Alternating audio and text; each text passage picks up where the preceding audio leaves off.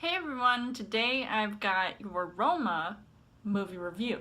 The follow-up to Gravity comes a movie that is generating major awards buzz, but is it a clear winner? So as far as the story goes, Alfonso Cuarón directs this Spanish language film that I watched on Netflix. Now, it is set in the early 1970s in Mexico City, where this movie grasps the major events that unfolded during that time, because they show some rioting going on while focusing on a woman who has to adjust to many changes in her life. And this is all seen through the lens that rarely moves on screen as much as the story does, and it is sure to capture audiences. So if you haven't seen this movie, whether you saw it last year or if you have Netflix, you can watch it there.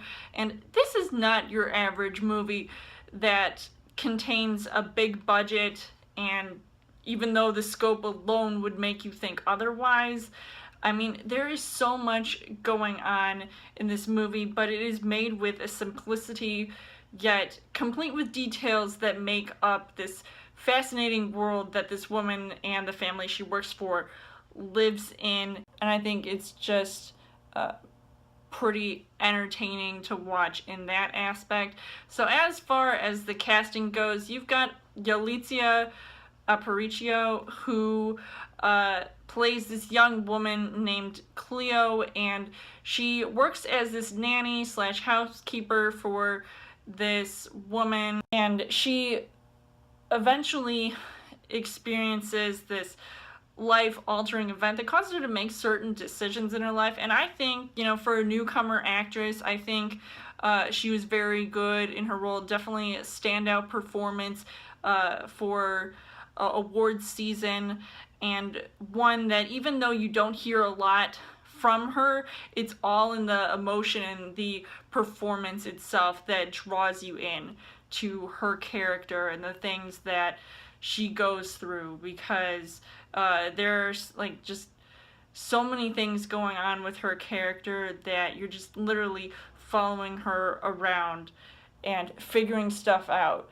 as the movie progresses. The things that I liked about this movie was, obviously, I had mentioned this in my Trailer Thursday video for this movie, the cinematography alone is what made me want to see this movie. It is so beautifully shot. It's in black and white, so it's very unique and refreshing to see in a movie like this. I feel like in the last movie that I saw in black and white that was even up for awards consideration was Nebraska. That was also really good.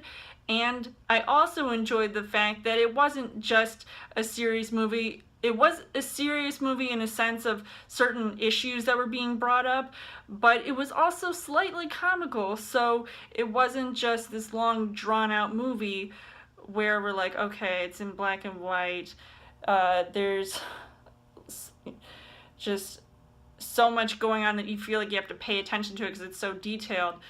But it is exactly what goes on that makes it so lighthearted and, like I said, going through the motions. Especially a scene in the third act really just brought me to tears, and it just made me so emotional to watch the progression of the character and what this movie was all really about in the end. But unfortunately, the things that I didn't really like about this movie was that some parts of the movie were slow, and it was expected because there wasn't any true musical score, and some parts of it were really boring to watch. However, I was engrossed with the story, and I really tried my best to really get into it otherwise. So overall, I would say that this movie was pretty impressive, to say the least, and one that I didn't think I was going to enjoy,